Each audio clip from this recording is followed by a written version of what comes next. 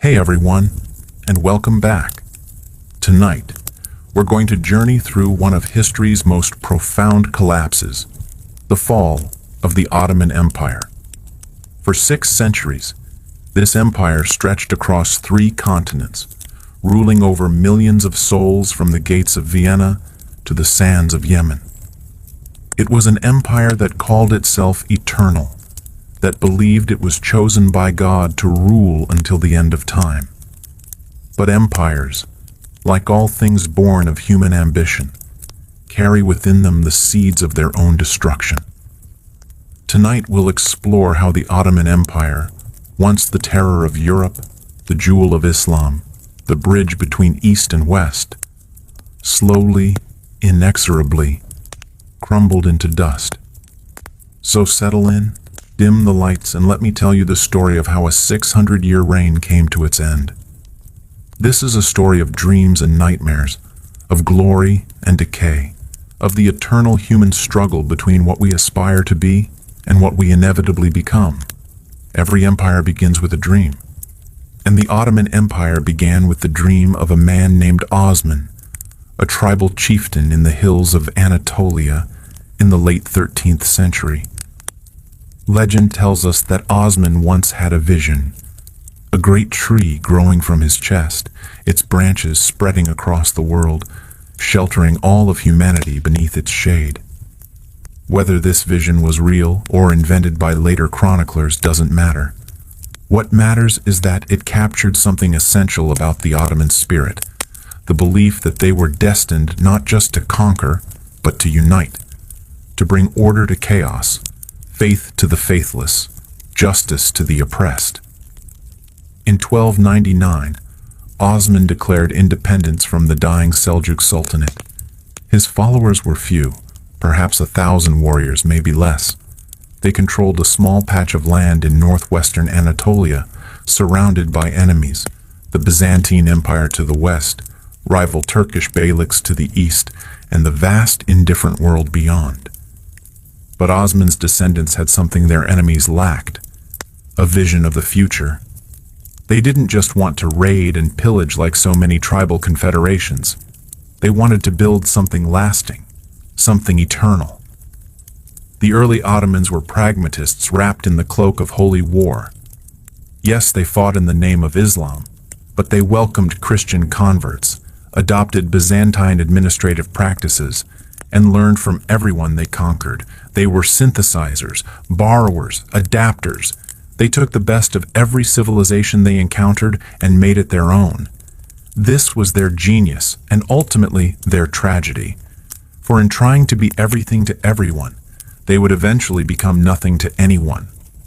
By 1326, Osman's son, Orhan, had captured Bursa, making it the first true Ottoman capital. The city's thermal baths, its silk markets, its mosques and madrasas, all spoke of a new kind of Islamic state, one that valued commerce as much as conquest, learning as much as warfare. Orhan was the first Ottoman ruler to mint coins, to establish a regular army, to create the institutions that would outlast him.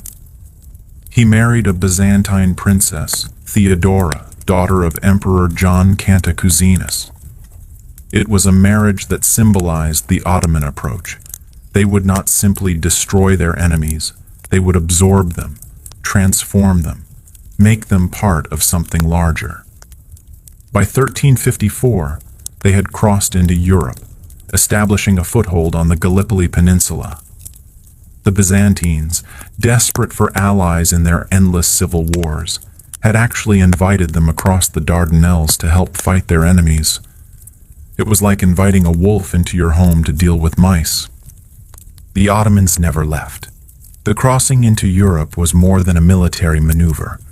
It was a psychological transformation.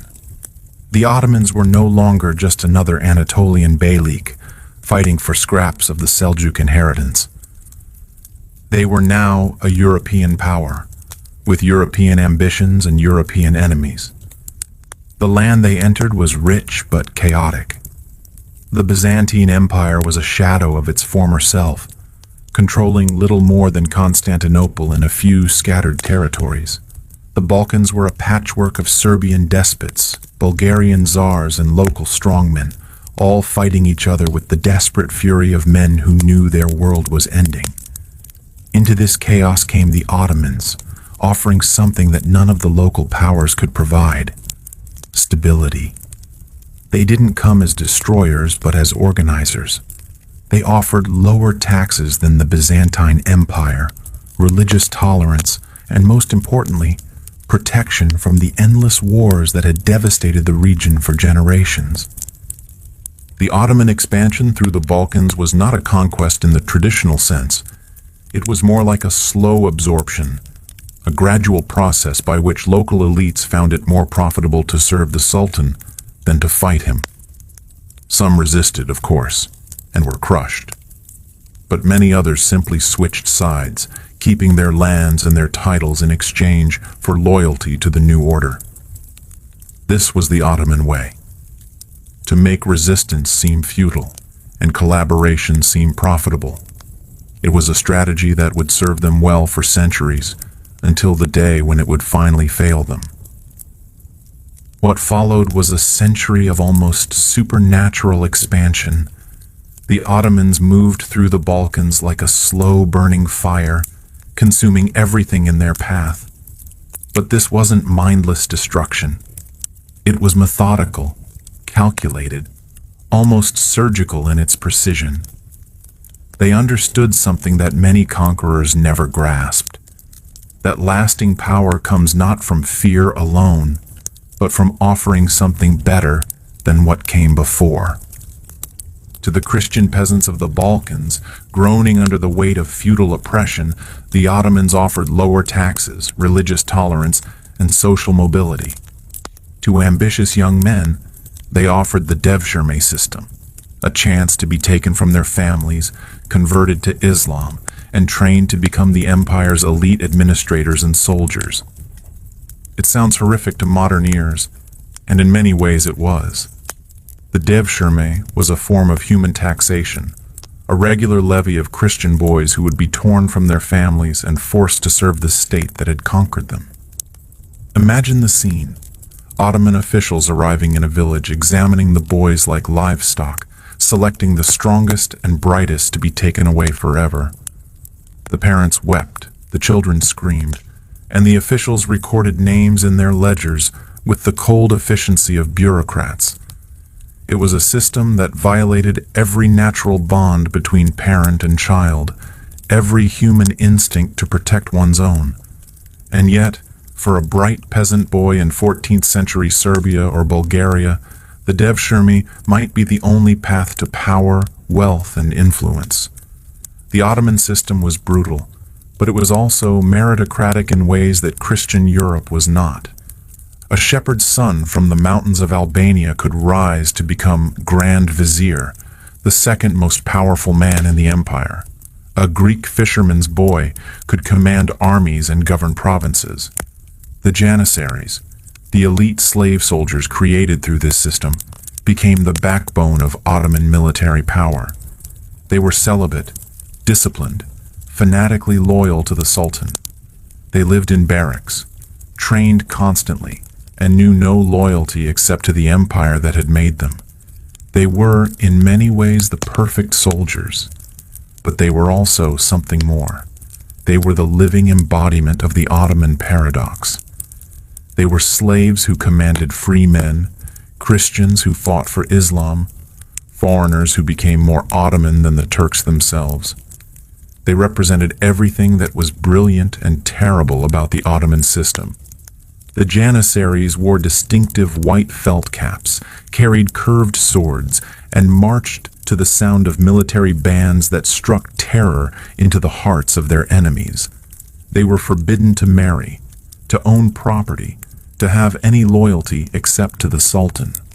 In return, they were given the best weapons, the best training, and the promise that they would share in the spoils of conquest. For 2 centuries they were invincible.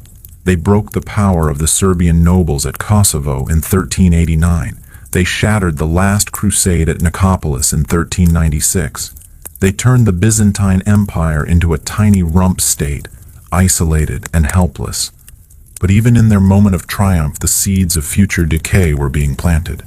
The Janissaries were becoming a privileged caste, more interested in protecting their own position than in serving the empire. The Devshirme system was creating a ruling class that was increasingly divorced from the Turkish population that had created the empire. And the empire itself was growing too large, too complex, too diverse to be governed by the simple methods that had worked in the early days. Success was breeding the conditions for future failure. In 1389, at the Battle of Kosovo, the Ottomans crushed a coalition of Serbian nobles. The battle became legend, Prince Lazar choosing the heavenly kingdom over the earthly one, Miloš Obilić assassinating Sultan Murad in his tent. But legends don't change the outcome. Serbia fell, and with it, the last real obstacle to Ottoman dominance in the Balkans. The Battle of Kosovo was more than a military victory. It was a psychological watershed. For the Serbs, it became the defining moment of their national consciousness, the moment when they chose martyrdom over submission.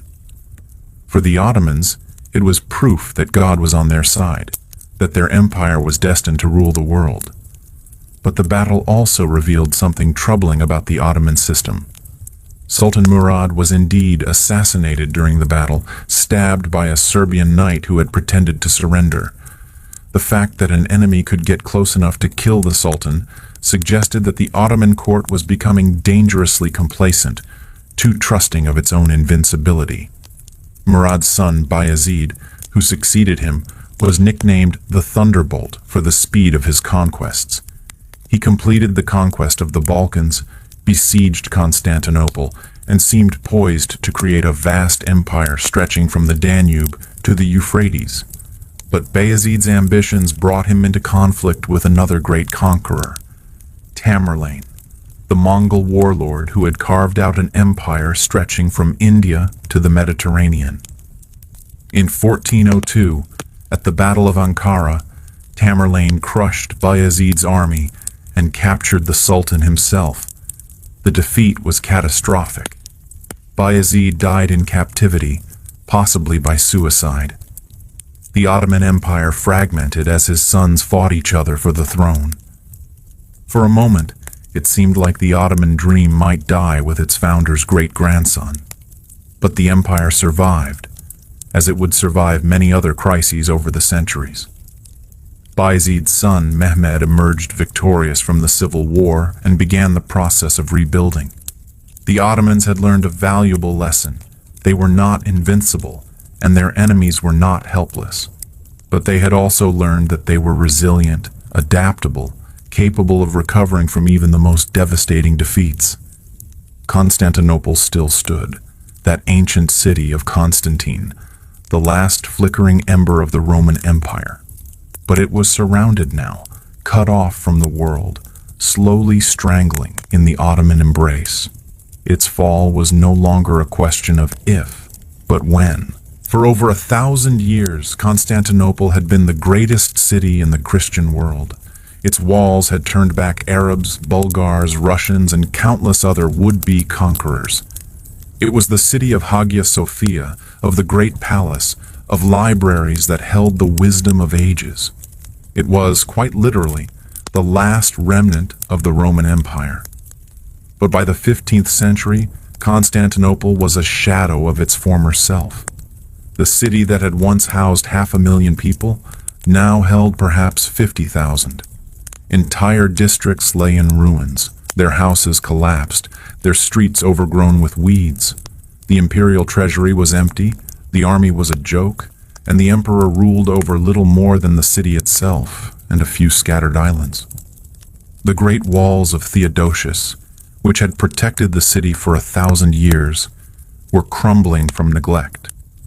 The Golden Horn was silted up, its harbors empty of the merchant ships that had once brought wealth from across the known world. The Hagia Sophia itself, that marvel of Byzantine architecture, was falling apart, its mosaics fading, its dome cracked. And yet, Constantinople remained a symbol As long as it stood, the Roman Empire, in some form however attenuated, still existed. As long as a Christian emperor sat on the throne of Constantine, the Muslim conquest of Europe remained incomplete. In 1453, Sultan Mehmed II, barely 21 years old but already consumed with dreams of glory, decided to finish what his ancestors had started. He would take the city that had defied Islam for 8 centuries. He would become Mehmed the Conqueror. Mehmed was not like his predecessors, where they had been content to squeeze Constantinople slowly, to let it wither on the vine. He was impatient for glory. He had been educated by the best scholars of his age, had read the histories of Alexander and Caesar, and dreamed of surpassing them both. He was also a student of technology, fascinated by the new science of artillery. He commissioned the largest cannons ever built, massive bronze monsters that could hurl stone balls weighing over half a ton. The sound of their firing could be heard for miles, a thunder that announced the arrival of a new age. The siege began in April 1453. Mehmed brought an army of perhaps 80,000 men, supported by a fleet of over 100 ships. Against them stood perhaps 7,000 defenders, led by Emperor Constantine XI, and a handful of foreign volunteers, including the Genoese captain Giovanni Giustiniani. The siege lasted 57 days. Every morning, the great cannons would thunder, sending their massive stone balls crashing into the ancient walls. Every night, the defenders would work frantically to repair the damage, hauling stones and timber in the darkness, knowing that each dawn might bring their doom. The walls that had protected Constantinople for 1,000 years began to crumble. The great cannon, nicknamed Basilica by the Turks, could punch holes 20 feet wide in the fortifications. But the defenders fought with the desperation of men who knew they were witnessing the end of the world. Constantine XI, last of the Caesars, was everywhere during the siege. He walked the walls, encouraging his men, sharing their dangers, refusing all Ottoman offers to surrender. He knew that he was fighting not just for his city, but for his place in history. He would not be remembered as the emperor who gave up Constantinople without a fight. The siege was not just a military operation. It was a clash of civilizations, a final confrontation between the Christian and Islamic worlds. Both sides understood what was at stake. If Constantinople fell, it would be more than the end of the Byzantine Empire. It would be the end of an era. Mehmed tried every stratagem he could think of. He built a pontoon bridge across the Golden Horn to attack the city from an unexpected direction. He tunneled under the walls, only to have his mines detected and destroyed by the defenders. He offered terms: the city could surrender and be spared, or it could fight and face the consequences. Constantine refused all offers. "It is not in my power," he said, "to surrender the city to you. It is in the power of God and of my people to defend it." He would die as an emperor, not live as a vassal. The final assault began before dawn on May 29, 1453. The Janissaries poured through the breaches in the wall like a dark tide, their white caps gleaming in the morning light, their curved swords flashing. The defenders fought desperately, but they were overwhelmed by sheer numbers. Giovanni Giustiniani, the Genoese captain who had become the soul of the defense, was wounded and carried from the walls. His departure broke the morale of the defenders. The Janissaries pressed forward, climbing over the bodies of the dead, pouring into the city like water through a broken dam. Emperor Constantine, last of the Caesars, stripped off his imperial regalia and died fighting in the streets like a common soldier. His body was never found, lost among the thousands of corpses that littered the city. Some say he was recognized by his purple boots and given a proper burial. Others claim he was thrown into a common grave, his identity lost forever. When Mehmed entered Hagia Sophia that afternoon, he found it empty except for a few terrified priests. The great church that had been the heart of Eastern Christianity for 900 years fell silent. The mosaics of Christ and the Virgin Mary looked down on a new master, a young sultan who had just achieved what no Muslim ruler before him had managed. Within hours, the church would be converted to a mosque. The Christian symbols would be covered with plaster, the altar would be replaced with a mihrab pointing toward Mecca, and the call to prayer would echo where once the divine liturgy had been sung. The Roman Empire, which had endured for over 2,000 years in one form or another, was finally dead. In its place stood something new. The Ottoman Empire, master of 3 continents, heir to Rome and Byzantium both. But even in his moment of triumph, Mehmed must have felt the weight of what he had destroyed. Constantinople had been more than just a city. It had been a repository of human knowledge, a bridge between the ancient and medieval worlds, a symbol of continuity stretching back to the time of Christ. Now it was gone, and something irreplaceable had been lost forever. The Ottomans had gained an empire, but the world had lost a piece of its soul. What followed was the Ottoman Golden Age, a century and a half of expansion that seemed to have no limits. Under Selim I, they conquered the Mamluk Sultanate, adding Egypt and the Levant to their domains. Under Suleiman the Magnificent, they pushed deep into Europe, besieging Vienna itself in 1529. At its height, the Ottoman Empire stretched from the gates of Vienna to the Indian Ocean, from the Crimean Peninsula to the cataracts of the Nile. It controlled the holy cities of Mecca and Medina, making the Sultan the protector of Islam's most sacred sites. It commanded the trade routes between Europe and Asia, growing rich on the taxes levied on silk and spices. But even at the moment of its greatest triumph, the empire was changing in ways that would prove fatal. The conquest of the Arab lands brought immense wealth, but it also brought new challenges. How do you govern an empire that spans 3 continents and encompasses dozens of different peoples, languages, and traditions? The Ottomans' answer was the Millet system, a form of religious autonomy that allowed Christians and Jews to govern themselves in matters of personal law. It was tolerant by the standards of the age, but it also meant that the empire never truly integrated its diverse populations. They remained separate communities, bound to the state by taxes and military service, but never truly Ottoman in their hearts. The Millet system was both the empire's greatest strength and its greatest weakness.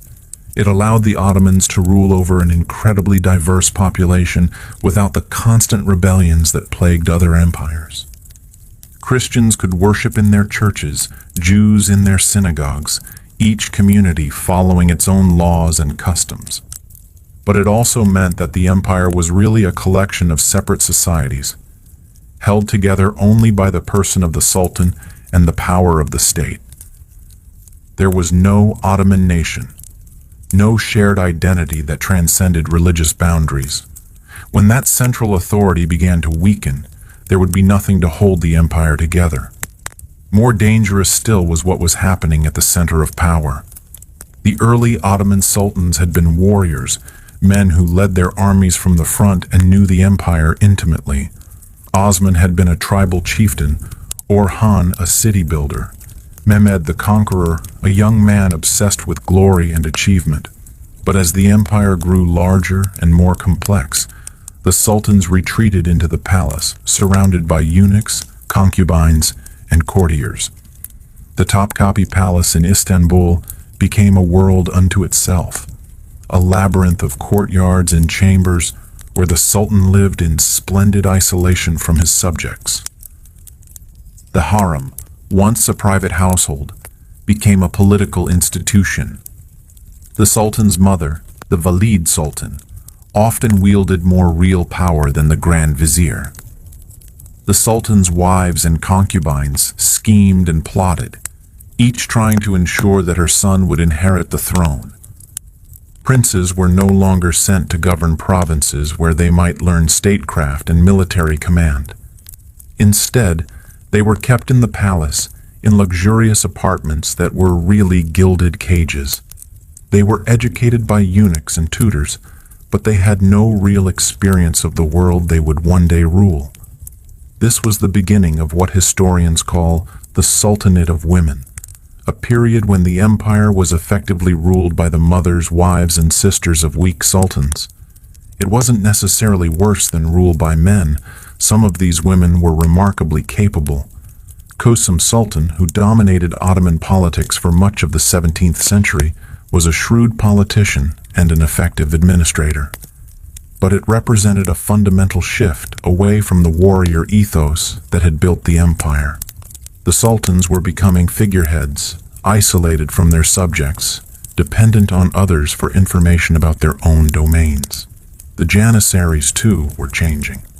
Once celibate and disciplined, they now married, had children, and passed their positions down to their sons. They became a hereditary caste, more interested in protecting their privileges than in fighting the empire's enemies. They began to interfere in politics, deposing sultans who threatened their interests.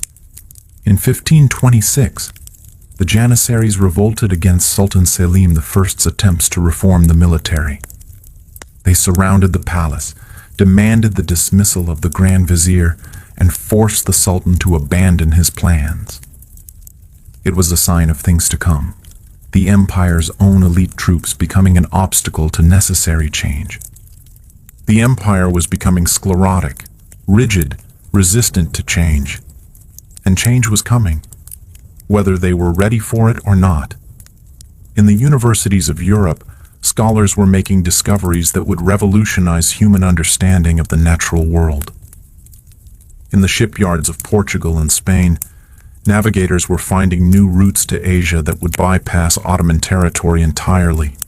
The Ottomans, secure in their power and confident in their superiority, paid little attention to these developments. They had defeated every enemy, conquered every rival, accumulated wealth beyond imagination. Why should they change a system that had brought them such success? But the world was changing around them, and empires that fail to adapt are doomed to decline. The Ottoman Golden Age was ending, though few at the time realized it. The empire had reached its zenith, and from here, there was only one direction to go. The first sign that the Ottoman tide was turning came in 1683 at the Second Siege of Vienna. For 2 months, a massive Ottoman army, perhaps 200,000 strong, surrounded the city. It seemed like 1453 all over again, like the unstoppable Ottoman war machine would finally break into the heart of Europe. The Grand Vizier Kara Mustafa Pasha had convinced Sultan Mehmed IV that Vienna was ripe for the taking. The Holy Roman Empire was distracted by wars with France. The Austrians were weak, and the city's defenses were outdated. It would be, he promised, an easy victory that would open the road to Rome itself.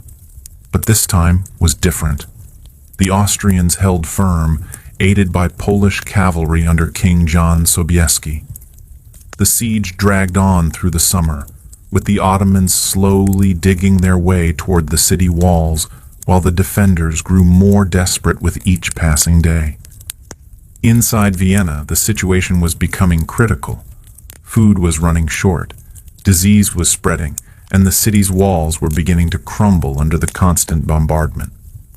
The Austrian commander, Count Ernst Rüdiger von Starhemberg, sent increasingly frantic messages to the Holy Roman Emperor, begging for relief. But help was coming. A coalition army of Austrians, Poles, and Germans was assembling under the command of King John Sobieski of Poland.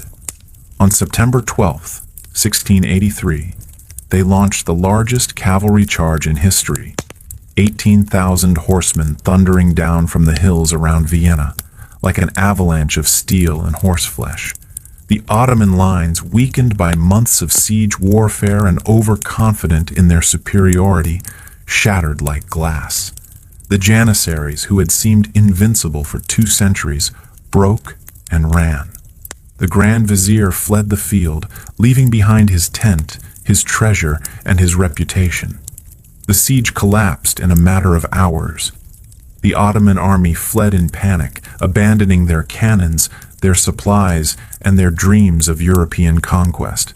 King Sobieski entered Vienna in triumph, and legend says he sent a message to the Pope paraphrasing Caesar. Veni, vidi, Deus vicit. I came, I saw, God conquered. It was more than a military defeat. It was a psychological turning point. For 2 centuries, the Ottomans had seemed invincible, the scourge of Christendom, the sword of Islam. Now, suddenly, they looked mortal. The defeat at Vienna shattered the myth of Ottoman invincibility. Across Europe, church bells rang in celebration. The Pope declared a day of thanksgiving. The Ottoman Empire, which had struck fear into the hearts of Christians for generations, had been revealed as fallible. What followed was a cascade of defeats. The Holy League, Austria, Poland, Venice, and Russia carved away Ottoman territories in the Balkans. Prince Eugene of Savoy, the brilliant Austrian general, won victory after victory against Ottoman forces that seemed to have lost their fighting spirit. The Ottomans, who had once been the masters of siege warfare, now found themselves on the defensive. Their fortresses fell one by one.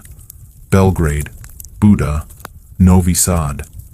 The empire that had once expanded relentlessly was now contracting, losing territory for the first time in its history.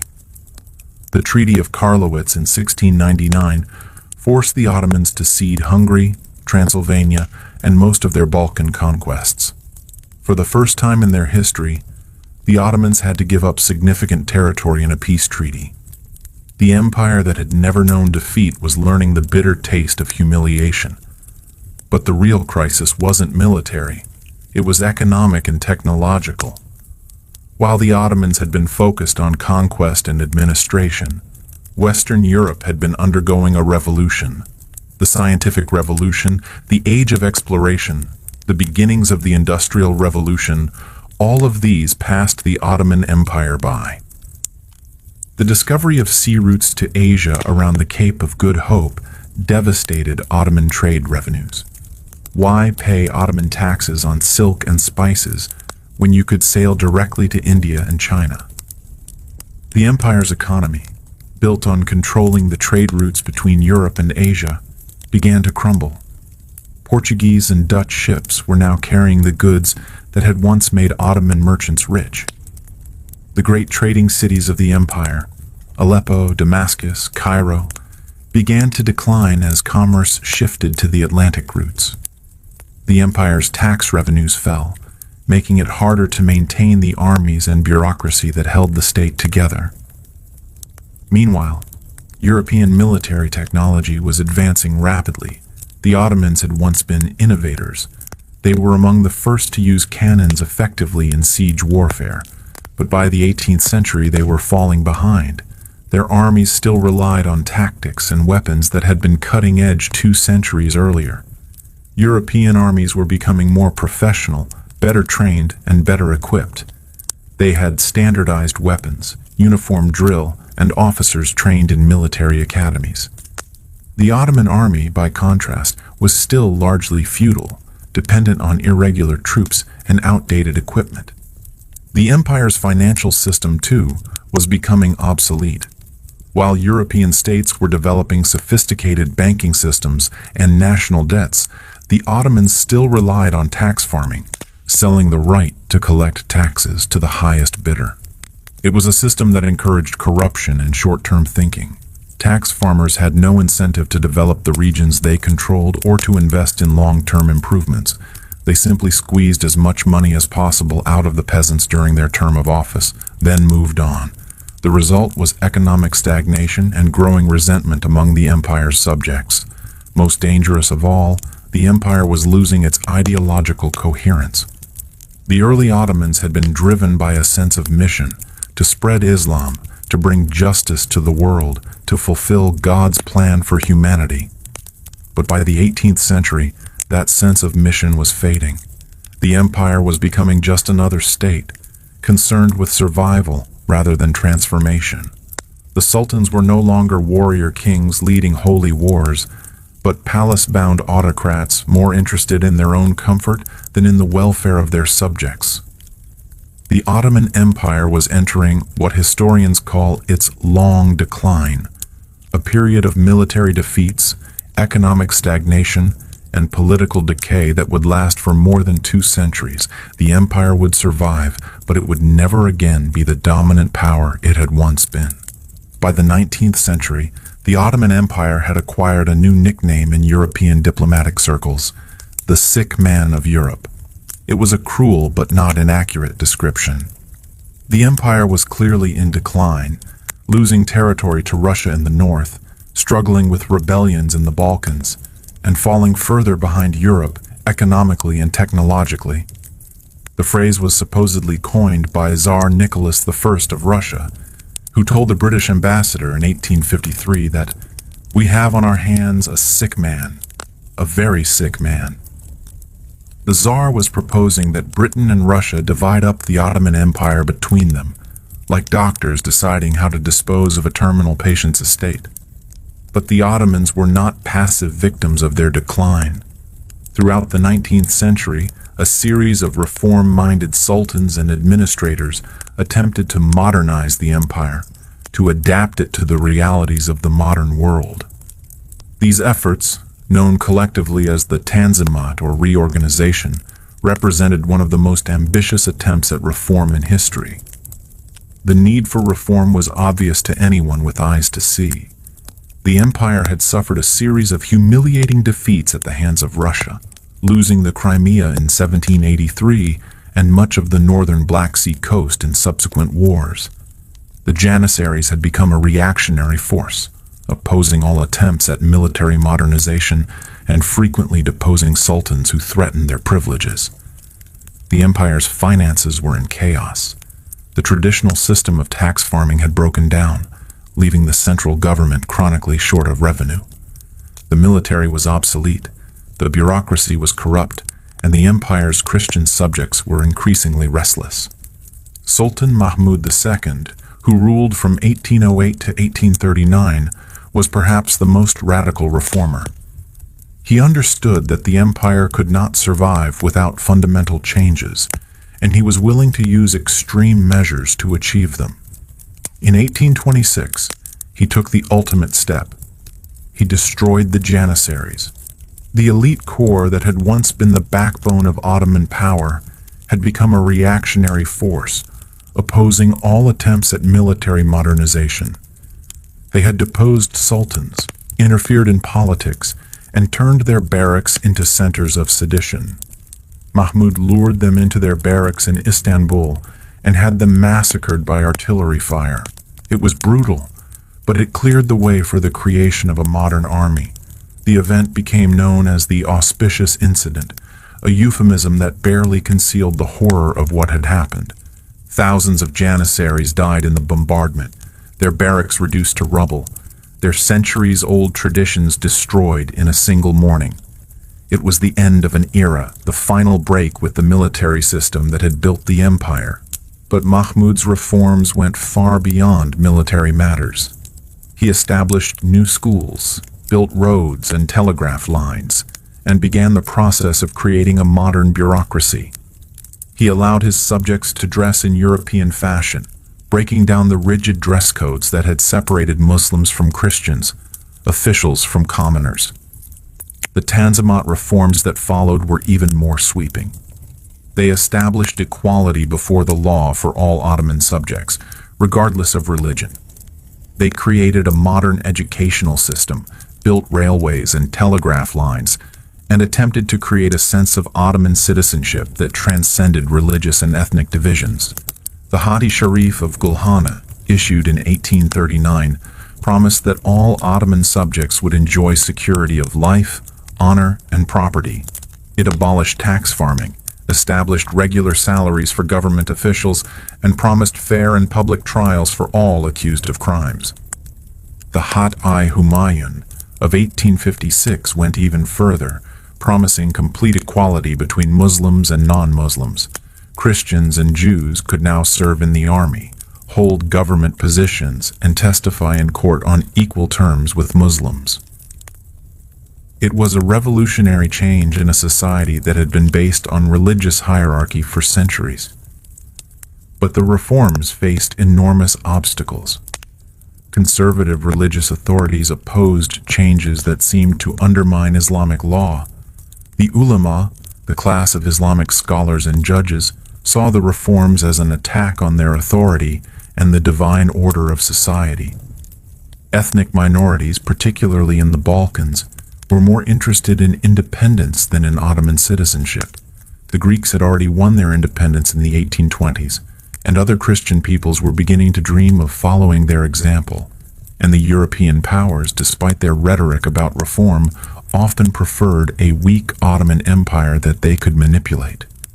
They were happy to see the Ottomans modernize their military and administration, but they had no interest in seeing the empire become strong enough to challenge their own interests in the region. The Greek War of Independence, which began in 1821, was a harbinger of things to come. The Greeks, inspired by European nationalism and supported by Britain, France, and Russia, fought for 8 years to break free from Ottoman rule. The war was brutal, marked by massacres on both sides. The Ottomans hanged the Greek Patriarch of Constantinople in retaliation for the rebellion, while Greek rebels slaughtered Turkish civilians in the Peloponnese. It was a preview of the ethnic conflicts that would tear the empire apart in the coming century. The war ended with Greek independence in 1830, but not before it had demonstrated the empire's weakness. The Ottomans had been unable to suppress the rebellion on their own, and had been forced to call on their Egyptian vassal Muhammad Ali for help. Even then, they had only been defeated by the intervention of the European powers. More revolts followed. Serbia gained autonomy in 1817 and full independence in 1878. Romania, Bulgaria, Montenegro, one by one, the Ottoman Empire's European provinces broke away. Each loss weakened the empire further, both economically and psychologically. The Crimean War of 1854 to 1856 offered a brief respite. Britain and France, worried about Russian expansion, allied with the Ottomans against their traditional enemy. The war was a disaster for all involved. Hundreds of thousands died from disease and incompetence, but it did halt Russian expansion for a generation. Yet even this victory came at a cost. The war left the Ottoman Empire deeply in debt to European banks. By 1875, the empire was spending more than half its budget on debt service. In 1876, it declared bankruptcy, and European creditors took control of Ottoman finances through the Ottoman Public Debt Administration. The empire was becoming a semi-colony, formally independent but economically controlled by foreign powers. It was a humiliating position for a state that had once been the terror of Europe. The reforms of the Tanzimat period were impressive in their scope and ambition, but they came too late and faced too much opposition to save the empire. The Ottoman state was like a patient undergoing surgery while still fighting a war. The operation might be necessary, but the timing was disastrous. As the 19th century drew to a close, a new generation of Ottoman intellectuals and officers began to organize in secret. They called themselves the Committee of Union and Progress, but history knows them as the Young Turks. They were educated, westernized, and deeply frustrated with the empire's decline. These young men had grown up watching their empire lose war after war, territory after territory, prestige after prestige. They had seen European powers carve up Ottoman lands like a Christmas turkey, while the Sultan and his ministers seemed powerless to stop them. The Young Turks believed that the empire could be saved, but only through radical transformation. They wanted to create a modern, centralized state based on Ottoman nationalism rather than Islamic identity. They wanted to industrialize the economy, modernize the military, and create a sense of shared citizenship among all the empire's peoples.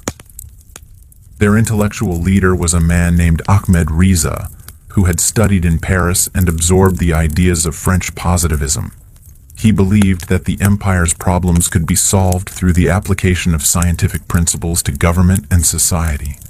Progress, he argued, was not just possible but inevitable, if only the empire could free itself from the dead weight of tradition and superstition. But the young Turks were not just intellectuals. They were also conspirators.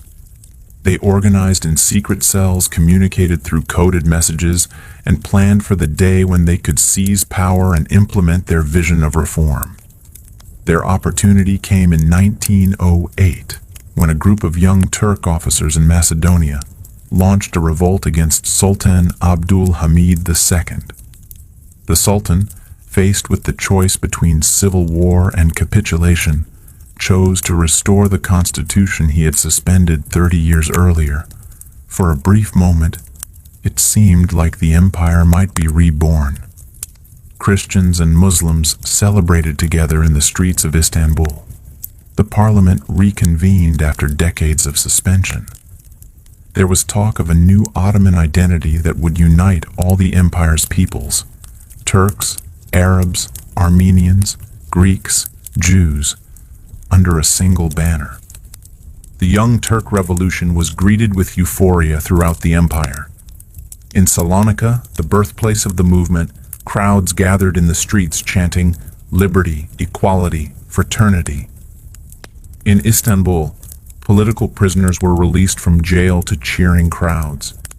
Even in the remote provinces, there was a sense that a new era was beginning. But the euphoria was short-lived. The young Turk revolution unleashed forces that proved impossible to control. Bulgaria declared full independence, taking advantage of the chaos to break free from even nominal Ottoman suzerainty. Austria-Hungary annexed Bosnia and Herzegovina, territories it had been occupying since 1878. Crete announced its union with Greece, despite Ottoman protests. The empire's enemies, sensing weakness, moved quickly to grab what they could. In a matter of months, the Ottomans lost more territory than they had in the previous century. The revolution that was supposed to save the empire seemed to be accelerating its collapse. Worse still, the young Turks' vision of Ottoman nationalism proved to be a fantasy. The empire's Christian minorities had no interest in becoming Ottoman patriots. They had their own national movements, their own dreams of independence. The Greeks wanted to unite with Greece, the Bulgarians with Bulgaria, the Serbs with Serbia, and the empire's Muslim populations, Arabs, Kurds, Albanians, were developing their own nationalist movements. The Arabs, who made up perhaps 40% of the empire's population, were beginning to dream of an independent Arab state. The Kurds, scattered across the empire's eastern provinces, were developing their own sense of national identity. The young Turks responded to these challenges with increasing authoritarianism. They centralized power in Istanbul, suppressed minority languages, and tried to impose Turkish culture on the empire's diverse populations. The very reforms meant to save the empire were tearing it apart. The policy of Turkification was particularly disastrous. The young Turks believed that the empire could only survive if all its peoples became Turkish in language and culture. They closed minority schools, banned minority newspapers, and forced government employees to speak Turkish. But this policy only alienated the empire's non-Turkish populations further. The Arabs, who had been relatively loyal to the Ottoman state, began to organize their own nationalist movements. The Armenians, who had hoped that the young Turk revolution would bring them equality and security, found themselves increasingly persecuted. The Balkan Wars of 1912 and 1913 were the final blow to Ottoman Europe. A coalition of Balkan states, Bulgaria, Serbia, Greece, and Montenegro, attacked the empire and drove it almost entirely out of Europe. The First Balkan War began in October 1912, when Montenegro declared war on the Ottoman Empire. Within days, Bulgaria, Serbia, and Greece had joined the attack. The Ottoman forces, demoralized and poorly led, collapsed almost immediately. In just 2 months, the Balkan allies had conquered almost all of the empire's remaining European territories. Adrianople, the ancient capital of the Ottoman Empire, fell to the Bulgarians. Salonika, the birthplace of the Young Turk movement, was occupied by the Greeks. The empire that had once besieged Vienna was now reduced to a small foothold around Istanbul. The Second Balkan War, fought in 1913, saw the Balkan allies turn on each other over the division of the spoils. The Ottomans managed to recapture Adrianople, but it was a small consolation for the loss of most of their European empire. In just 2 years, the Ottomans lost 80% of their European territory and 70% of their European population. The psychological impact was devastating. For 6 centuries, the Ottomans had been a European power. Now they were an Asian state with European pretensions. The empire that had once stretched from the gates of Vienna to the Indian Ocean was now reduced to Anatolia, the Arab provinces, and a tiny foothold in Europe. The Young Turks, who had promised to save the empire, had presided over its greatest territorial losses since the empire's founding. The Young Turks, desperate to restore the empire's fortunes, began to look for allies. And in 1914, they found one in Germany, another empire that felt encircled and threatened by its enemies. When the First World War began in July 1914, the Ottoman Empire faced a terrible choice. They could remain neutral and hope to survive the conflict intact, or they could choose a side and risk everything on the outcome. The empire was in no condition to fight a world war. The Balkan Wars had left it exhausted and demoralized. The army was poorly equipped and trained, the treasury was empty, and the government was divided between competing factions. But the Young Turk leadership, dominated by the triumvirate of Enver Pasha, Talat Pasha, and Jamal Pasha, chose to gamble.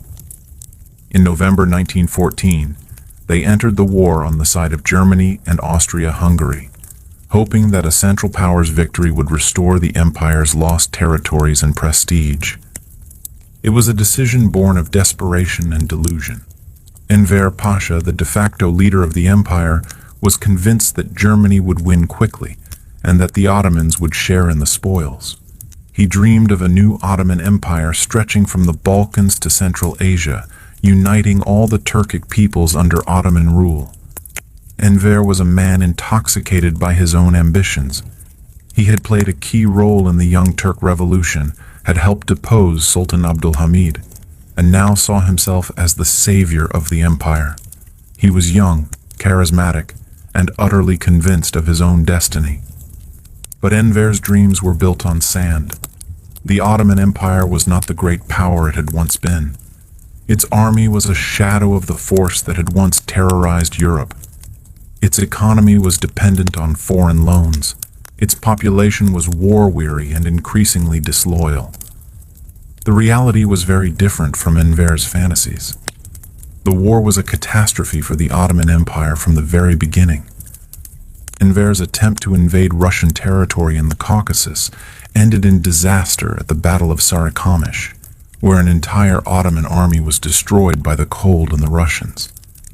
The campaign began in December 1914, with Enver personally leading an army of 90,000 men into the mountains of eastern Anatolia in the depths of winter.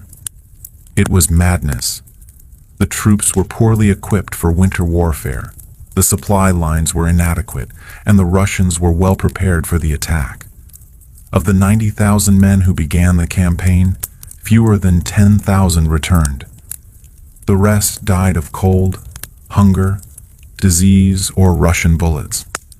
Entire regiments simply vanished in the snow, their bodies not found until the spring thaw. It was one of the most complete military disasters in history. The defeat at Sarikamish had consequences far beyond the immediate military losses. It convinced the Young Turk leadership that the empire's Armenian population was collaborating with the Russians, setting the stage for the genocide that would follow. The British and French, meanwhile, launched their own offensive against the empire. The Gallipoli campaign of 1915 was meant to knock the Ottomans out of the war quickly by capturing Istanbul and opening a supply route to Russia. The campaign began with a naval attack on the Dardanelles in March 1915. British and French warships attempted to force their way through the straits, but they were repelled by Ottoman mines and shore batteries. Several ships were sunk and the naval attack was abandoned. The Allies then decided on a land invasion. On April 25, 1915, British, French, Australian, and New Zealand forces landed on the Gallipoli Peninsula. They expected to sweep aside the Ottoman defenders and march on Istanbul within days. But the Ottomans, led by a young colonel named Mustafa Kemal, fought with desperate courage. The invaders were pinned down on the beaches, unable to advance more than a few miles inland. What was supposed to be a quick victory turned into a bloody stalemate.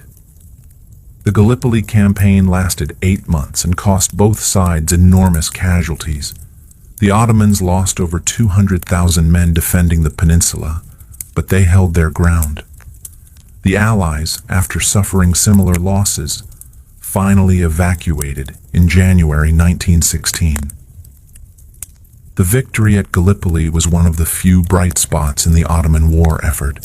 It made Mustafa Kemal a national hero and proved that the empire could still fight when its back was against the wall. But it was a defensive victory, and the empire needed offensive successes to have any hope of winning the war. Even more devastating than the military defeats was the Arab Revolt, which began in 1916. The Sharif of Mecca, Hussein ibn Ali, proclaimed Arab independence and launched a guerrilla war against Ottoman rule. The revolt was encouraged and supported by the British, who saw it as a way to weaken the Ottoman Empire from within. British agents, including the famous T.E. Lawrence of Arabia, provided the Arab rebels with weapons, money, and military advice. The Arab Revolt was a devastating blow to Ottoman morale. The Arabs had been among the most loyal subjects of the empire, and their rebellion seemed to prove that the Ottoman ideal of unity and diversity was dead. If the Arabs, who shared the same religion as the Turks, could rebel, what hope was there of keeping the empire together? The revolt also had serious strategic consequences.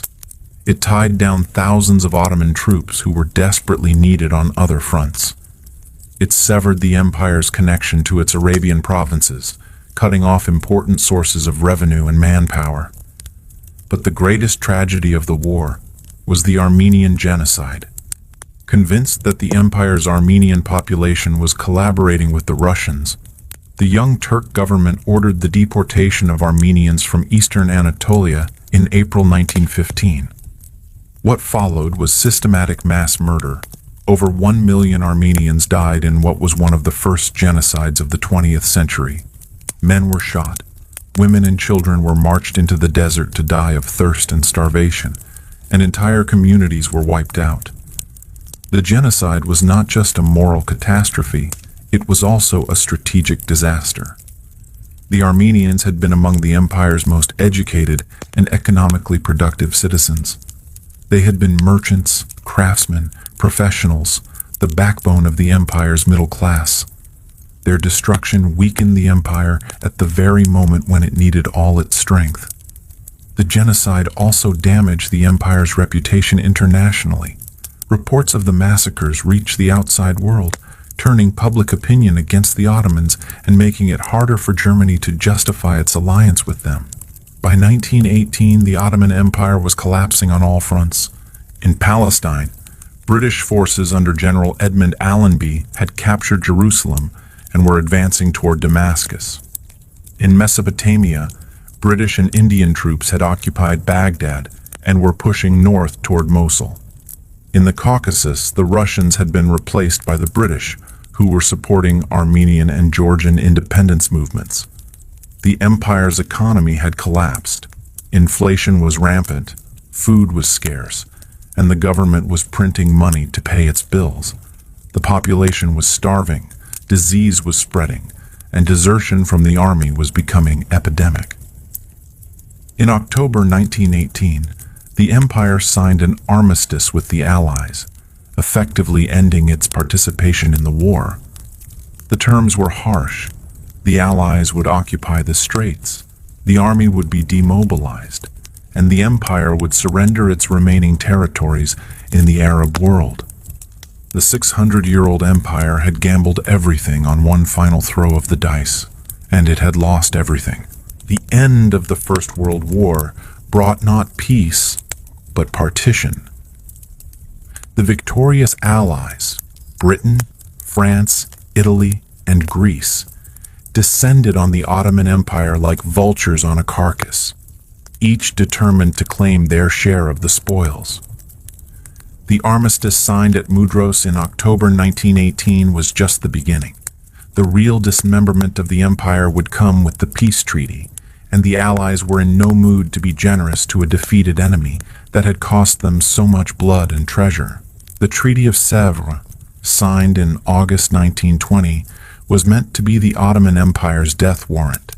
It reduced the empire to a small rump state in central Anatolia, surrounded by hostile neighbors, and dependent on Allied goodwill for its very survival. Under the terms of the treaty, the straits would be internationalized and placed under Allied control. Armenia would become an independent state in eastern Anatolia. Kurdistan would receive autonomy, with the possibility of full independence if the League of Nations approved. The Arab provinces would be divided between Britain and France as League of Nations mandates. Most humiliatingly of all, Greece was awarded large portions of western Anatolia, including the great city of Izmir. Greek armies had landed in May 1919 and begun to advance inland, dreaming of recreating the Byzantine Empire and fulfilling the great idea of uniting all Greeks under one flag. The Greek occupation was particularly galling to the Turks. The Greeks were not just foreign invaders, they were former subjects of the empire, Christians who had lived under Ottoman rule for centuries. Their occupation of Turkish soil seemed to symbolize the complete reversal of fortune that had befallen the empire. The treaty also imposed severe restrictions on the Turkish military. The army was limited to 50,000 men, the navy to a few small vessels, and the air force was banned entirely. Turkey would be defenseless, dependent on the Allies for protection against its enemies. Financially, the treaty was equally devastating. Turkey would be required to pay massive reparations to the Allies, and its finances would be controlled by an international commission. The Ottoman Public Debt Administration, which had already taken control of much of the empire's revenue, would be expanded and given even greater powers. It seemed like the end of the story. The Ottoman Empire, which had once ruled 3 continents, was being carved up by its enemies like a defeated animal. The Sultan, Mehmed VI, was a powerless figurehead, dependent on Allied protection for his very survival. But the Allies had made a crucial miscalculation. They had assumed that the Turkish people, exhausted by years of war and defeat, would accept partition passively. They had forgotten that the Turks, whatever their other faults, had never been a people to submit quietly to foreign domination. In the ruins of the empire, a new leader was emerging. Mustafa Kemal, the hero of Gallipoli. Unlike the discredited young Turk leadership, Kemal had a clear vision of the future. He would create a new Turkish state from the ashes of the Ottoman Empire, a state that would be modern, secular, and nationalist. Kemal understood something that the Allies did not, that the age of empires was ending. The future belonged to nation-states, not to multi-ethnic empires. By embracing Turkish nationalism and abandoning the Ottoman dream of universal empire, he could mobilize energies that the old regime could never have tapped. In May 1919, Kemal landed in the Black Sea port of Samsun with a small group of followers. Officially, he was there to oversee the demobilization of Ottoman forces in accordance with the armistice terms. In reality, he was beginning a revolution that would transform the Middle East. The Turkish War of Independence that followed was one of the most remarkable military and political achievements of the 20th century. Against overwhelming odds, Kemal and his followers created a new army, established a new government in Ankara, and began to fight back against the occupying powers. The war was brutal and desperate. The Greeks advanced deep into Anatolia, coming within 50 miles of Ankara. The French occupied southern Turkey, the Italians held the southwest, and the British controlled the Straits and Istanbul. It seemed impossible that the Turkish resistance could succeed, but Kemal had several advantages that his enemies underestimated. He was fighting on his home ground, with the support of the Turkish population. He was a brilliant military strategist and an even more brilliant politician. And his enemies were divided, each pursuing their own agenda rather than working together effectively. Most importantly, Kemal understood the power of nationalism in the modern world. He was not trying to restore the Ottoman Empire. He was creating something entirely new. The Turkish national movement was not burdened by the empire's legacy of defeat and decline. It was a fresh start, a chance to build a modern state from the ground up. The war raged for 3 years, from 1919 to 1922. There were moments when it seemed like the Turkish cause was hopeless, when the Greek armies were at the gates of Ankara and the government was preparing to flee to the interior. But Kemal never lost faith in ultimate victory. He understood that this was not just a war for territory. It was a war for the soul of the Turkish people. Either they would win their independence and create a modern nation-state, or they would disappear from history as a free people. The turning point came in August 1922, at the Battle of Dumlupinar. Kemal's forces, now calling themselves the Turkish National Army, launched a massive offensive against the Greek forces in western Anatolia. In just 11 days, they shattered the Greek army and sent it fleeing toward the sea. The Greek retreat became a rout, then a catastrophe. Entire Greek divisions disintegrated under the Turkish assault. Officers abandoned their men, soldiers threw away their weapons, and the dream of a greater Greece died in the dust of Anatolia. The civilian Greek population of western Anatolia, terrified of Turkish reprisals, fled alongside the army. Hundreds of thousands of people, men, women, and children who had lived in Anatolia for generations, abandoned their homes and possessions and headed for the coast, hoping to find ships to carry them to safety. The Great Fire of Izmir in September 1922 marked the end of the Greek presence in Asia Minor after nearly 3,000 years. The city burned for days, destroying the Greek and Armenian quarters and erasing centuries of multicultural history. Whether the fire was set deliberately or started accidentally remains a matter of controversy. The Turks blamed retreating Greek soldiers, the Greeks blamed Turkish irregulars, and neutral observers were divided. But the result was the same. The cosmopolitan city that had been a symbol of Ottoman diversity was reduced to ashes. By the end of 1922, the Turkish forces had driven all foreign armies from Anatolia.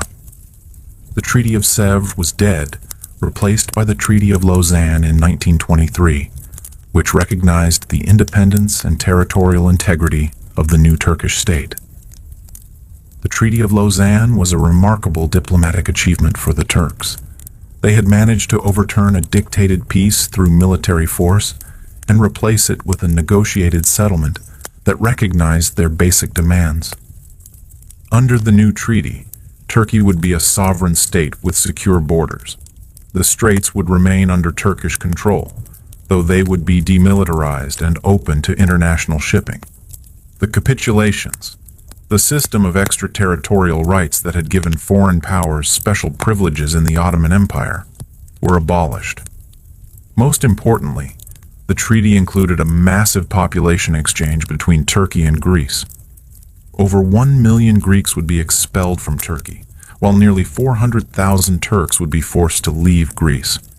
It was ethnic cleansing on a massive scale, but it was presented as a humanitarian measure to prevent future conflicts. But Kemal's revolution went far beyond military victory and diplomatic success. In November 1922, he abolished the Sultanate, ending 6 centuries of Ottoman rule. The last Sultan, Mehmed VI, fled Istanbul aboard a British warship, carrying with him the remnants of a dynasty that had once ruled half the known world. The abolition of the Sultanate was more than a political change. It was a symbolic break with the past. The Ottoman Empire had been built around the person of the Sultan, who was both the political ruler and the religious leader of the Muslim community. By abolishing the Sultanate, Kemal was declaring that the new Turkey would be based on different principles entirely. In October 1923, Kemal proclaimed the Republic of Turkey, with himself as its first president. The transformation was complete. The Ottoman Empire was dead, and in its place stood something entirely new, a modern, secular, nationalist state. Kemal, who would later take the surname Ataturk, father of the Turks, set about remaking Turkish society from top to bottom. He abolished the caliphate in 1924, cutting the last link to the empire's Islamic identity. He replaced Islamic law with European legal codes, gave women the vote, and encouraged them to participate in public life. He replaced the Arabic script with the Latin alphabet, cutting the new generation off from their Ottoman past. He moved the capital from Istanbul to Ankara, from the cosmopolitan imperial city to a small town in the Anatolian heartland. He banned the fez and encouraged Western dress, even personally demonstrating how to wear a hat. Most symbolically of all, he changed the call to prayer from Arabic to Turkish, making Islam itself serve the cause of Turkish nationalism. It was a radical transformation that would have been unthinkable under the Ottoman system. The transformation was remarkable, but it came at a cost. The new Turkey was ethnically homogeneous in a way that the Ottoman Empire had never been. The Greek population was gone, expelled in the population exchange. The Armenians were gone, victims of genocide and deportation. The Kurds were denied recognition as a separate people and forced to assimilate into Turkish culture. The Ottoman dream of unity and diversity was replaced by the modern nightmare of ethnic nationalism. It was a pattern that would be repeated across the former Ottoman territories, from the Balkans to the Middle East. But for the Turks themselves, the transformation was liberating. They had escaped the burden of empire, the responsibility for governing diverse populations with conflicting interests. They could focus on building a modern nation-state, on creating prosperity and security for their own people. The Turkish Republic that emerged from the ashes of the Ottoman Empire was not perfect, but it was viable. It survived the challenges of the interwar period, remained neutral during most of World War II, and eventually became a member of NATO and a candidate for membership in the European Union. Mustafa Kemal Ataturk had achieved something that few leaders in history have managed. He had created a new nation from the ruins of an old empire. The Ottoman Empire was dead, but the Turkish Republic lived on, a testament to the power of nationalism and the possibility of renewal even in the darkest of times. The collapse of the Ottoman Empire didn't end with the proclamation of the Turkish Republic. Its effects rippled outward like waves from a stone thrown into still water, shaping the modern Middle East and Balkans in ways that are still felt today. The Arab provinces of the empire were divided between Britain and France as League of Nations mandates, a polite fiction that disguised old-fashioned colonialism. The British took Iraq, Palestine, and Transjordan, while the French took Syria and Lebanon. These artificial borders, drawn by European diplomats with little understanding of local conditions, would become sources of conflict for generations. The mandate system was supposed to be temporary, a way of preparing the Arab peoples for eventual independence. But in practice, it was a way for the European powers to control the Middle East's oil resources and strategic positions without the expense and responsibility of formal colonization. In Palestine, the British had made contradictory promises to both Arabs and Jews during the war. The Balfour Declaration of 1917 had promised a national home for the Jewish people in Palestine, while at the same time the British had promised Arab independence in exchange for their support against the Ottomans. The result was a century of conflict that continues to this day. The British found themselves caught between competing nationalisms, unable to satisfy either side. Jewish immigration increased throughout the 1920s and 30s, leading to growing tensions with the Arab population. The British tried to limit immigration, which angered the Jews, and then allowed it to continue, which angered the Arabs.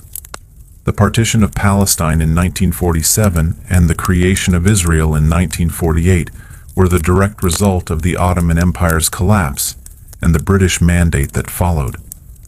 The conflict between Israelis and Palestinians is, in many ways, a continuation of the struggle over the Ottoman inheritance. In Iraq, the British cobbled together 3 Ottoman provinces, Baghdad, Basra, and Mosul, into a single state that has struggled with internal divisions ever since. The Sunni Arabs, who had dominated the Ottoman administration, found themselves ruling over a Shia Arab majority and a Kurdish minority, both of whom had their own grievances and aspirations. The artificial nature of Iraq's borders became apparent almost immediately. The Kurds rebelled in the 1920s, the Shia rose up repeatedly, and the country has never achieved the stability and unity that its creators envisioned. The American invasion of 2003 and the chaos that followed can be traced back to the fundamental contradictions built into Iraq at its creation. Syria and Lebanon, under French mandate, faced similar problems. The French divided Syria into several smaller states based on religious and ethnic lines, trying to apply the old Ottoman Millet system to modern nationalism. But the artificial divisions only created more problems, and Syria has struggled with sectarian conflict ever since. Lebanon, carved out of Syria to create a Christian-majority state, has been torn apart by civil wars and foreign interventions. The delicate balance between Christians and Muslims that the French tried to create has repeatedly broken down, leading to decades of instability and violence. The Balkans too bore the scars of Ottoman collapse. The new state of Yugoslavia attempted to unite South Slavs who had been divided by centuries of Ottoman and Austrian rule. But the ethnic and religious divisions were too deep, the memories of past conflicts too fresh. Yugoslavia managed to hold together for most of the 20th century, first under royal rule and then under communist dictatorship. But when the Cold War ended and the communist system collapsed, the old divisions reasserted themselves with a vengeance. The Yugoslav wars of the 1990s were, in many ways, a continuation of the conflicts that had begun with the Ottoman retreat from the Balkans.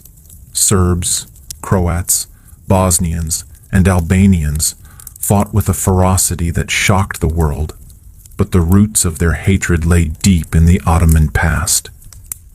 The concept of ethnic cleansing, which became notorious during the Yugoslav wars, was not new. It had been practiced during the Ottoman collapse, when Greeks and Turks were forcibly exchanged, when Armenians were deported and massacred, when entire populations were uprooted and relocated.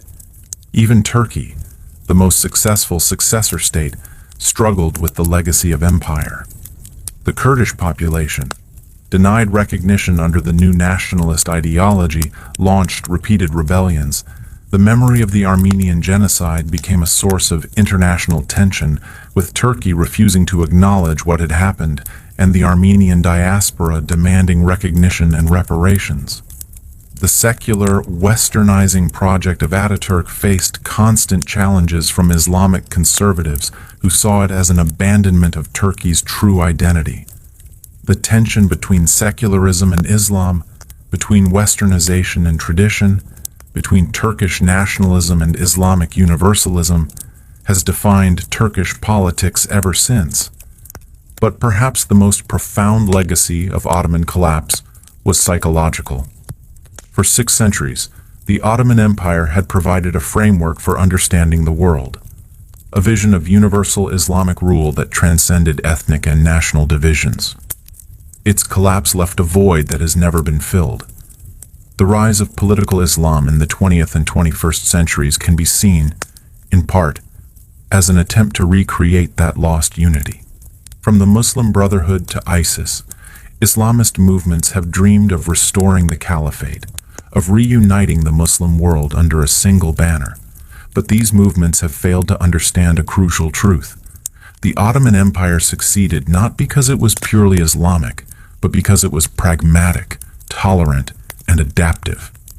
It incorporated the best of many civilizations, Byzantine, Persian, Arab, European, and created something new.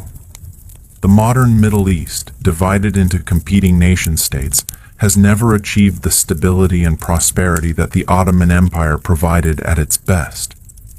The empire's collapse unleashed forces, nationalism, sectarianism, great power competition, that continue to tear the region apart. The Arab Spring of 2011, which began with such hope and ended in such disappointment, can be seen as the latest chapter in the story of Ottoman collapse. The artificial states created from the empire's ruins have struggled to create legitimate governments, prosperous economies, and stable societies. Syria has been torn apart by civil war. Iraq has been devastated by sectarian conflict. Libya has collapsed into chaos, and Yemen has been destroyed by proxy wars. The dream of Arab unity that inspired the revolts against Ottoman rule has given way to the nightmare of Arab division. The Ottoman Empire was far from perfect. It was an autocracy that denied political rights to its subjects, a religious state that discriminated against minorities, an imperial system that exploited its provinces for the benefit of the center. But it also provided a framework for coexistence, a way for different peoples to live together under a single authority. The nation-states that replaced it have often been more oppressive, more violent, and more unstable than the empire they succeeded. The dream of national self-determination has too often become the reality of ethnic conflict and religious war. As we reach the end of our journey through the rise and fall of the Ottoman Empire, it's worth asking, what can we learn from this 600-year story? What does the collapse of one of history's greatest empires tell us about power, about change, about the human condition itself? First, it reminds us that nothing lasts forever. The Ottomans believed their empire was eternal, blessed by God, destined to endure until the end of time. They called it the eternal state, the well-protected domains, the empire that would last until the day of judgment. They were wrong. All human institutions, no matter how powerful or enduring they seem, carry within them the seeds of their own destruction. The very qualities that make an empire great, its size, its diversity, its complexity, eventually become sources of weakness. The Ottoman Empire fell not because of a single catastrophic event, but because of a slow accumulation of problems that it could not solve. Military defeats, economic decline, administrative corruption, ideological confusion, each problem made the others worse, creating a downward spiral that proved impossible to reverse. This is the fate of all empires, from Rome to Britain to the Soviet Union. They grow until they become too large to govern effectively, too diverse to hold together, too complex to reform. Success breeds the conditions for future failure. Second, the Ottoman story shows us the danger of falling behind. The empire's decline began when it stopped adapting, when it became rigid and conservative while the world around it was changing rapidly. The scientific revolution, the age of exploration, the industrial revolution, all of these passed the Ottomans by, leaving them increasingly obsolete. The empire that had once been at the forefront of military technology, that had pioneered the use of gunpowder in warfare, that had built the most advanced administrative system of its age, gradually fell behind its competitors. By the 19th century, Ottoman armies were using tactics and weapons that were centuries out of date. But the empire's reformers faced an impossible dilemma. Every attempt at modernization threatened the traditional sources of Ottoman legitimacy. How do you reform an Islamic empire using European models? How do you create Ottoman nationalism in a multi-ethnic empire? How do you modernize without losing your identity?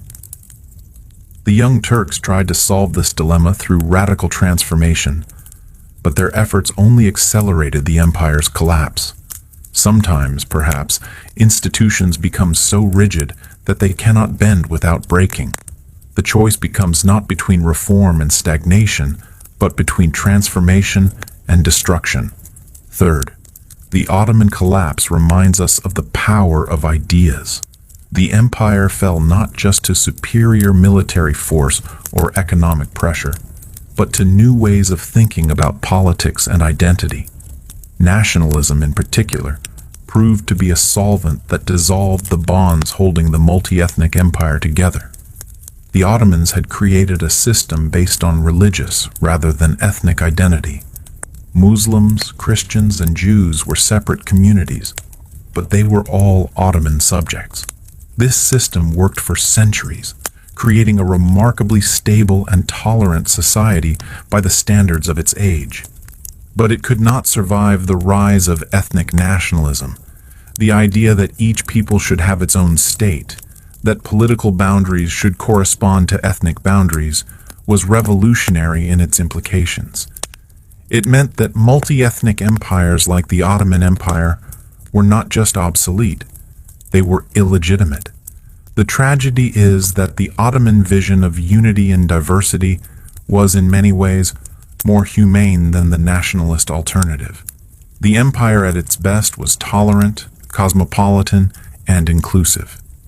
Its collapse led to ethnic cleansing, genocide, and the creation of ethnically homogeneous nation-states that were often less tolerant than the empire they replaced. Fourth, the Ottoman story reminds us that history is not inevitable. The empire's collapse was not predetermined. At many points, different choices might have led to different outcomes. If the empire had modernized earlier, if it had stayed out of the First World War, if its leaders had been more flexible and pragmatic, who knows what might have happened? The decision to enter World War I on the side of Germany was perhaps the most fateful choice in Ottoman history. It was a gamble that the empire could not afford to lose, and when it did lose, the consequences were catastrophic. But it was a choice, not an inevitability. Similarly, the Armenian genocide was not an inevitable result of ethnic tensions or wartime pressures. It was a deliberate policy choice made by specific individuals at a specific moment in time. Other choices were possible, other policies could have been pursued. But history is made by human beings, with all their flaws and limitations. The Ottoman sultans and statesmen were not superhuman. They made mistakes, succumbed to pride and prejudice, and failed to see the consequences of their actions. They were, in other words, human. Fifth, the collapse of the Ottoman Empire shows us the importance of legitimacy in politics. The empire survived for 6 centuries not just because of its military power or administrative efficiency, but because its subjects accepted its right to rule. That legitimacy was based on several sources: Islamic law, which gave the Sultan religious authority; military success, which proved God's favor; and practical benefits, which made Ottoman rule preferable to the alternatives. As long as these sources of legitimacy remained strong, the empire was stable. But when they began to weaken, when the empire started losing wars, when Islamic law seemed inadequate to modern challenges, when Ottoman rule became more burdensome than beneficial, the empire's legitimacy crumbled. No amount of force could compensate for the loss of popular acceptance. This is a lesson that applies to all governments, not just empires. Power that is based solely on force is inherently unstable. Lasting political authority requires the consent of the governed. even if that consent is not formally expressed through democratic institutions. Finally, the Ottoman story reminds us of the complexity of historical change. The empire's collapse was not simply a story of decline and fall, but of transformation and renewal. The Turkish Republic that emerged from the empire's ashes was in many ways more successful than the empire itself. Turkey today is a modern, prosperous, democratic country, something that would have been unimaginable under the Ottoman system. The painful process of imperial collapse and national rebirth, however traumatic at the time, may have been necessary for the Turkish people to realize their full potential. Similarly, the Arab peoples who gained independence from Ottoman rule have struggled to create stable, prosperous societies, but they have also achieved things that would have been impossible under the empire. They have developed their own national cultures, their own political systems, their own relationships with the wider world. The collapse of the Ottoman Empire was a tragedy in many ways. It led to wars, genocides, and decades of instability. But it was also a liberation, freeing peoples to determine their own destinies and create their own futures. History is not a simple story of progress or decline, but a complex process of change that involves both loss and gain, both destruction and creation. The end of the Ottoman Empire was not just an ending, it was also a beginning. Today, if you walk through the streets of Istanbul, you can still see the ghosts of the Ottoman Empire. The great mosques of Suleiman and Ahmed still dominate the skyline, their minarets reaching toward heaven like prayers made stone. The Topkapi Palace still overlooks the Bosphorus, its courtyards and chambers echoing with the whispers of sultans and viziers long dead. The Grand Bazaar still echoes with the voices of merchants from a dozen different countries, haggling in a dozen different languages over goods from across the world. The Galata Bridge still spans the Golden Horn, connecting Europe and Asia as it has for centuries. But the empire itself is gone, as vanished as the Byzantine Empire it replaced, as forgotten as the countless other empires that have risen and fallen throughout human history. Its palaces are museums now, its mosques, tourist attractions, its borders lines on old maps. The last Ottoman Sultan died in exile in 1944, forgotten and impoverished. The last Ottoman prince died in 1994, working as a librarian in New York. The dynasty that had once ruled half the world ended not with a bang but with a whimper. Yet something of the Ottoman spirit survives. In the cosmopolitan neighborhoods of Istanbul, where Europeans and Asians, Muslims and Christians still live side by side. In the Turkish language, which still carries words borrowed from Arabic, Persian, Greek, and a dozen other tongues. In the Turkish cuisine, which blends flavors from across the former empire. And perhaps most importantly, in the memory of what was possible. For 6 centuries, the Ottoman Empire showed that different peoples, different faiths, different cultures could live together under a single banner. It wasn't perfect. No human institution ever is. But at its best, it offered a vision of unity that transcended the narrow boundaries of tribe and nation. That vision failed, destroyed by the forces of nationalism, imperialism, and modernity. But the need for it remains. In our interconnected world, where the challenges we face, climate change, pandemics, economic inequality, terrorism, transcend national borders, we need new forms of cooperation, new ways of thinking about identity and belonging. The Ottoman Empire cannot be restored, nor should it be. The world has moved on, and the conditions that made the empire possible no longer exist. But its memory reminds us that human beings are capable of creating institutions that are larger than themselves, that serve purposes greater than narrow self-interest. The empire fell, but the dream of unity, imperfect, fragile, but enduring, lives on. In the European Union, which seeks to unite diverse peoples under common institutions. In the United Nations, which tries to provide a forum for global cooperation. In the countless international organizations that work to solve problems that no single nation can address alone. These modern institutions face many of the same challenges that destroyed the Ottoman Empire. How do you balance unity and diversity? How do you maintain legitimacy across different cultures and traditions? How do you adapt to changing circumstances without losing your essential character? The Ottoman experience offers no easy answers to these questions, but it does offer insights. It shows us that diversity can be a source of strength as well as weakness, that tolerance and pragmatism are more effective than ideology and rigidity, that institutions must evolve or die. It also reminds us that all human achievements are temporary, that even the greatest empires eventually fall, that nothing we build will last forever. But that doesn't make the building any less worthwhile. The Ottoman Empire lasted for 6 centuries, longer than most nations have existed.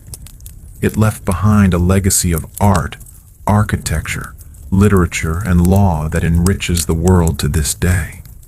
And so we come to the end of our story. The story of how a 600-year reign came to its end. The Ottoman Empire is gone, but its echo still reverberates through the corridors of history, reminding us of what we have lost, and perhaps of what we might yet build. The tree that grew from Osman's chest has withered and fallen, but seeds from that tree have scattered on the wind, and who knows where they might take root. History, after all, is not just about endings. It's also about beginnings. And every ending, if we look closely enough, contains within it the promise of something new. The Ottoman Empire died, but from its ashes rose new nations, new ideas, new possibilities. The story of its collapse is also the story of the birth of the modern Middle East, with all its struggles and achievements. Perhaps that is the ultimate lesson of the Ottoman Empire, that even in failure, even in collapse, even in death, there can be renewal. The empire that called itself eternal proved to be mortal, but the human spirit that created it, the desire to build, to unite, to transcend the limitations of tribe and nation, that spirit is truly eternal. It lives on in every attempt to create something larger than ourselves, in every effort to bridge the divisions that separate us, in every dream of a better world. The Ottoman Empire is dead, but the dream that created it, the dream of unity and diversity, of justice and tolerance, of a world where different peoples can live together in peace, that dream will never die. And in that sense, perhaps the empire was eternal after all, not in its institutions or its borders, but in its ideals, not in its palaces or its armies, but in its vision of what humanity might become. The last sultan is gone, the last palace is empty, the last border has been redrawn. But the dream lives on, waiting for new dreamers to give it form, new builders to give it substance, new believers to give it life. The Ottoman Empire is dead. Long live the dream that created it.